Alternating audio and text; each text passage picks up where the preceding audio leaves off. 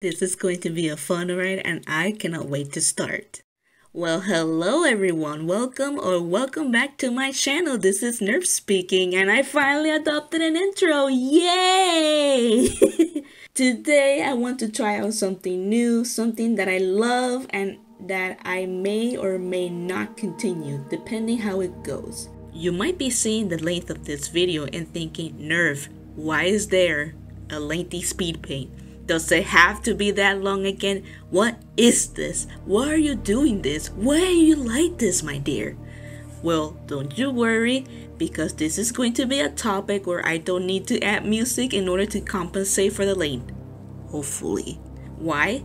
Because I am going to delve into character lore. That's right, I'm going to talk about OCs. Specifically, I am going to refer to the one I am drawing in this speed paint or time lapse. I think in my plans and surprise video, I talked about how when I detail original characters in places like Instagram and Facebook, I end up breaking the limit of how much you can write in the captions. And I divide the next block of info in another post when I draw them again, because I am just that terrible at summaries and character sheets. This happens with several characters, not all of them, it just depends on how complex the role is. But strap in, ladies and gentlemen, because she's one of those I have to break down in different blocks. She's an all-time favorite of mine that has gone extensive growth, which you'll see. I'll start her simple and hopefully is engaging in a way, because the thing about this character is that she has a world of her own race, culture, and mythology behind her. I kid you not when I say that I may end up splitting this video into 2 parts or 3 parts.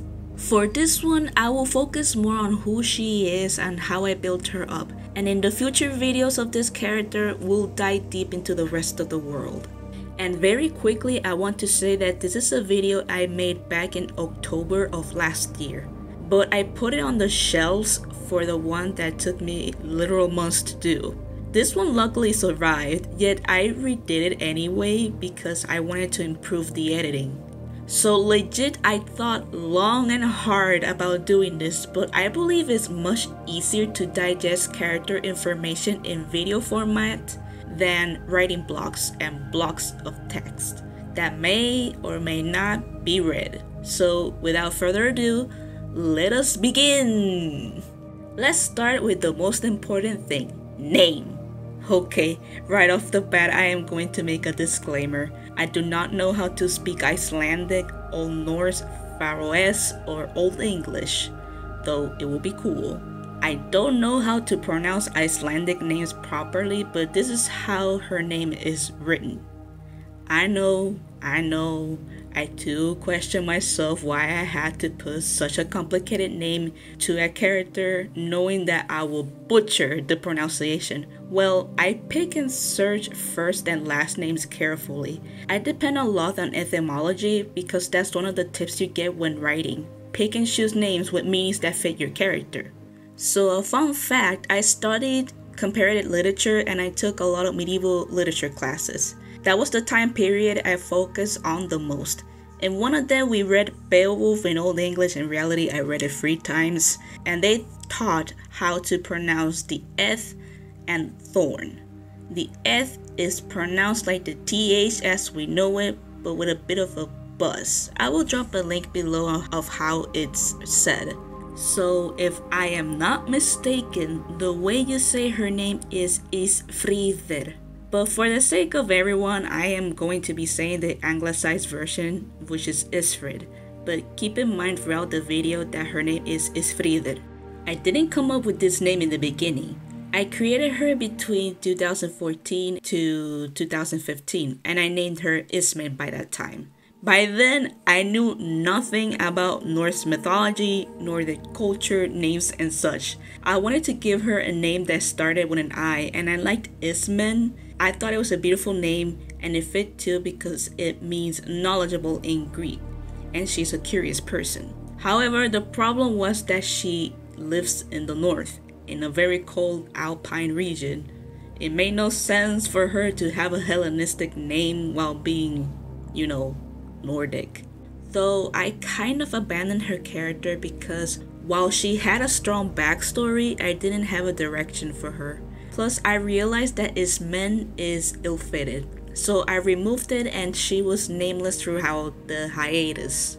I picked her up in 2018 and started to develop and rearrange everything about her. The name was the first thing I tackled with. By that time, I was way into Norse mythology and had like a sort of a fever with everything that had to do with old Scandinavia. So I figured, why not give her a Nordic name that wasn't Astrid, Hilda, or Sigfrid?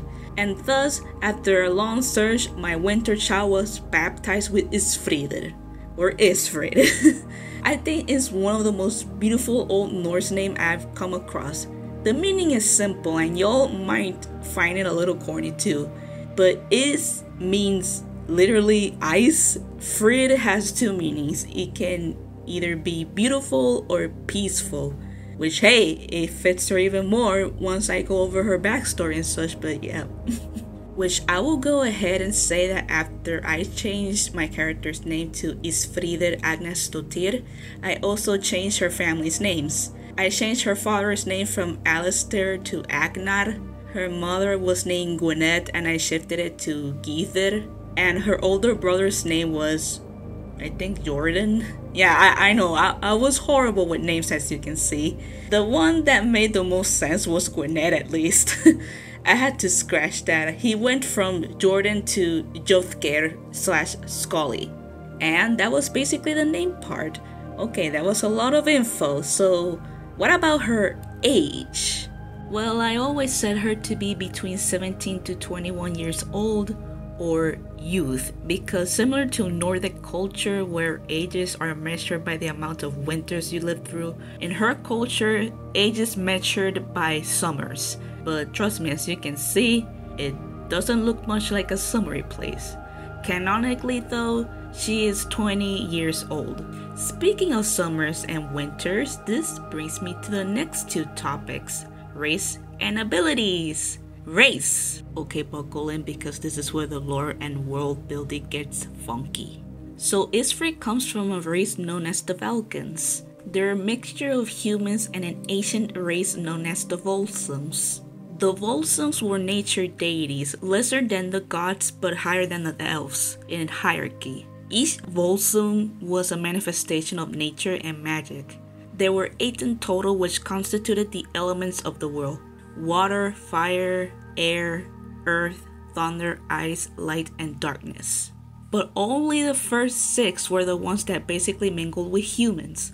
I will explain more who the Volsungs were in the next video because it's complicated, but basically Valkans are superhumans.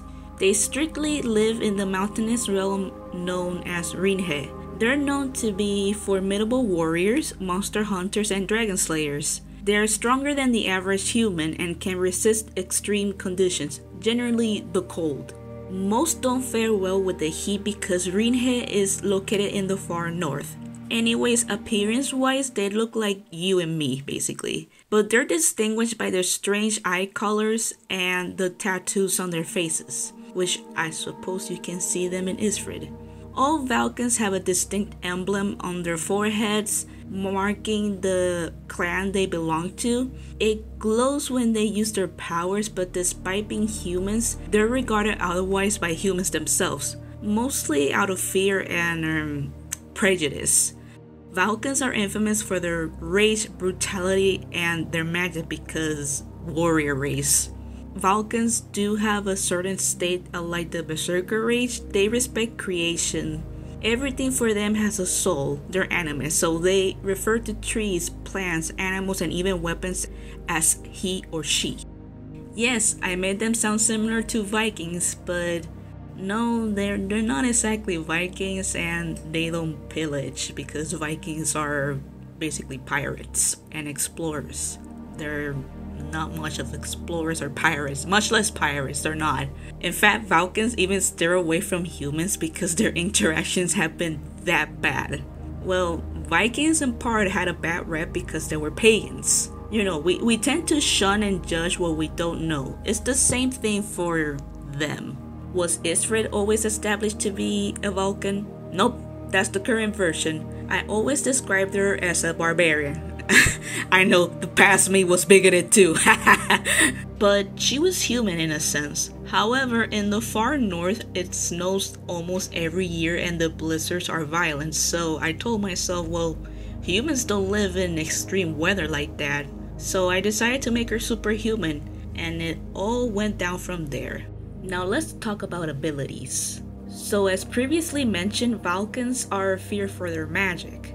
What type of magic do you ask? Rune magic!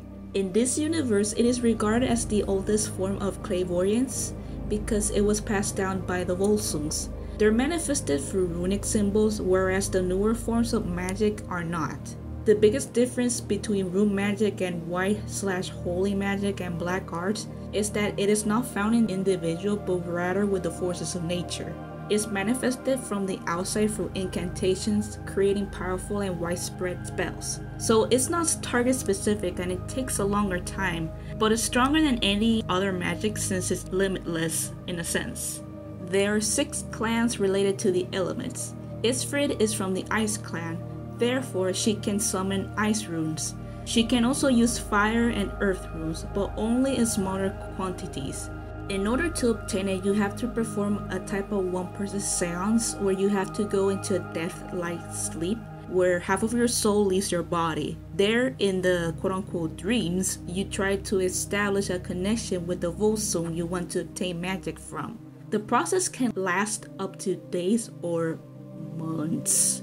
If you're successful, the runes are revealed to you. You wake up from the comatose state and you can use magic outside of your own.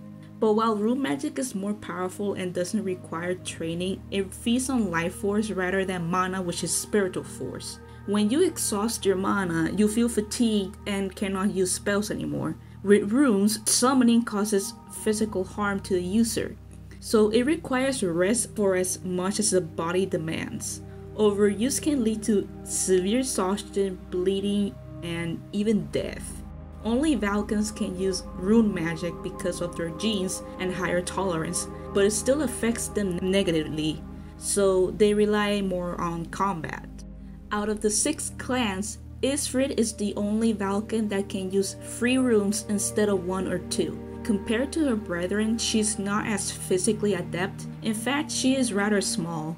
The average Vulcan stands about 5'10" and she is 5'5". But as compensation, she is very gifted with magic and has higher resistance to its use, which makes her a formidable opponent. Those are her most notable abilities. Other abilities include hiking and trekking. She's an excellent climber. She's fairly adept in melee weaponry. She carries a short sword named Scully. Wait a minute, isn't Scully one of her brother's names? Don't worry, I'll explain it why that's the case. Isfrid is also good with herbs, sewing, and cooking. She's a big eater. And a lesser known fact about her is that she loves dancing. She's really good at it, so at every ceremony or ritual, you can count on her that she'll be the center of attention. Speaking of legs, let's talk about her personality. I've always described her to be a vivacious young lady. She's adventurous and carefree. At times, her free spirit can make her be somewhat of a rebel. In the past, she used to be pretty mischievous and cause trouble. She still has her moments of being reckless, but it's simmered down. Isfrid enjoys being outdoors and among nature. She adores climbing, as previously mentioned. Isfrid learns and recognizes faces rather quickly, but is neither sociable nor a complete stranger, if you get what I mean.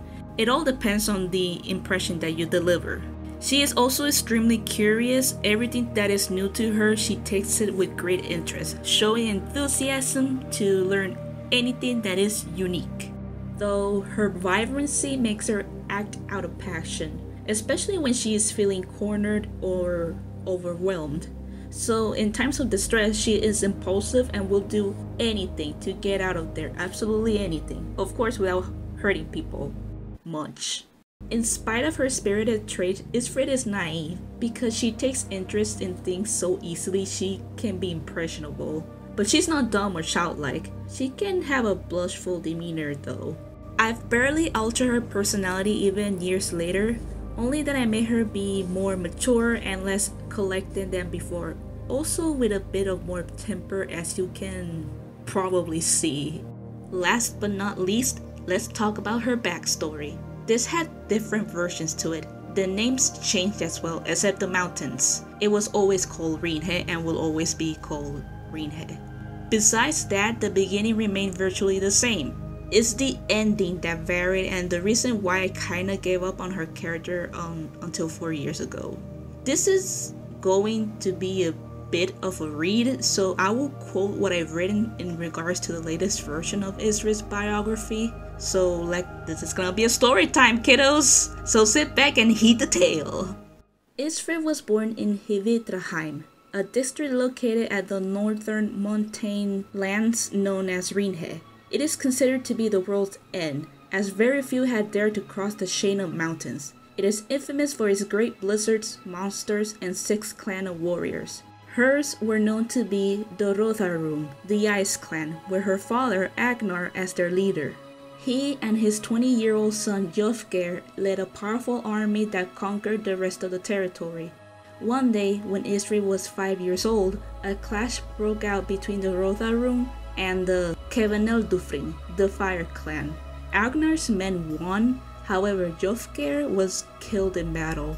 Afraid that their young daughter will suffer a similar fate, the family placed their son's corpse on a pyre along with the rest of the fallen, with a sword carved in his name, performing a ritual to transfer his soul onto the weapon so she may one day carry it. Ever since, Jofgeir's spirit has washed over them. So remember when I said that there's a reason why Ísfríð's sword is called Scully? That's why his nickname was Scully, which means protector. Her brother's soul is in there, in that weapon, who serves as her protection. But anywho, let's continue. As the years went by, Ísfríð aged to be a hyperactive little girl. She would often escape the house and cause mischief. Her parents were growing too old for her, as well as their strict, protected nature would not sit well with the freedom-seeking child. Since Ísfríð was the only offspring, she dealt with loneliness. She would regularly seek comfort outside, with nature. She grew up hearing tales about the mountains and the realms far beyond from Ísfríð. Her father, as well as the elders, narrated folklores of these creations, their ancestors, and of course, magic. The Rotharum, including the rest of the 5 groups, were said to be direct descendants of deities that protected and brought magic into the world, making them possess one of the oldest forms of magic.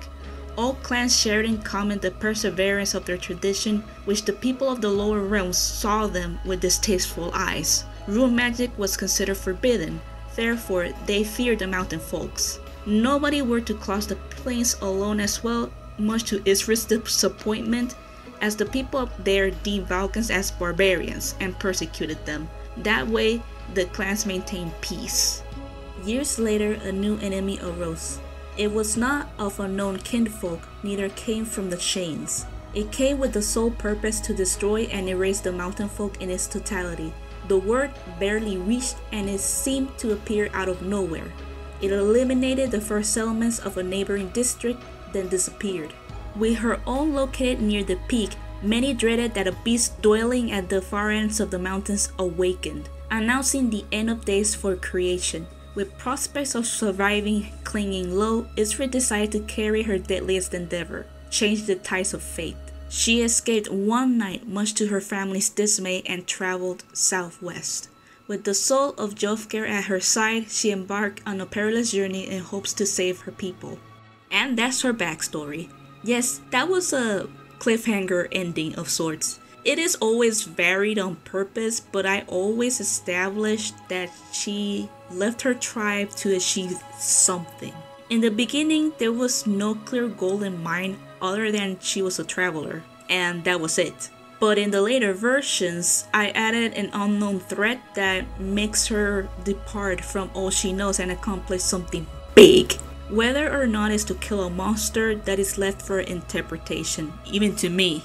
To tell you the truth, I didn't focus much on the end goal, but on the journey of what happens throughout the time she is away from her people. That is why in a lot of artwork she's seen traveling, using magic, because my main focus is on her growth as she gets to experience the world outside of her confines of home.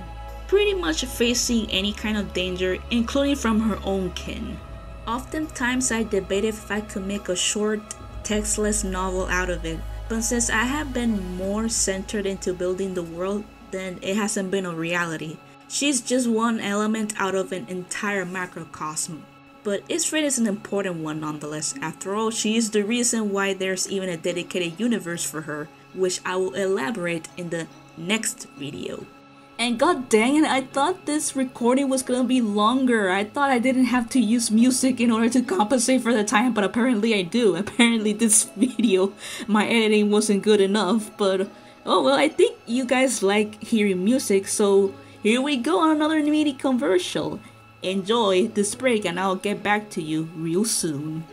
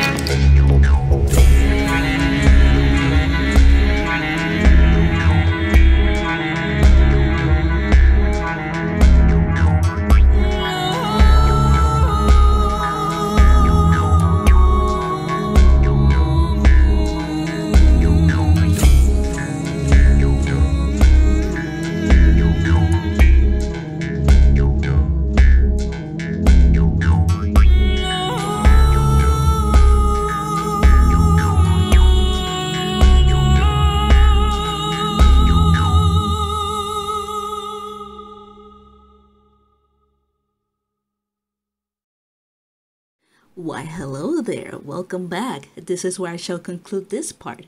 Thank you so much for making it at the end of this video. I know this one was a few minutes lengthier, but hopefully it was entertaining. Let me know what you think of it. If you like for me to talk more about this world, Isfrid in general, the origins of a race, among other things, or even if I should make a whole video series talking about my characters, let me know in the comments below. My curiosity is rife. As always, I hope you are all having a wonderful day, as awesome as you are. Thank you so much for watching, and I shall see you in the next one. Take care, everybody.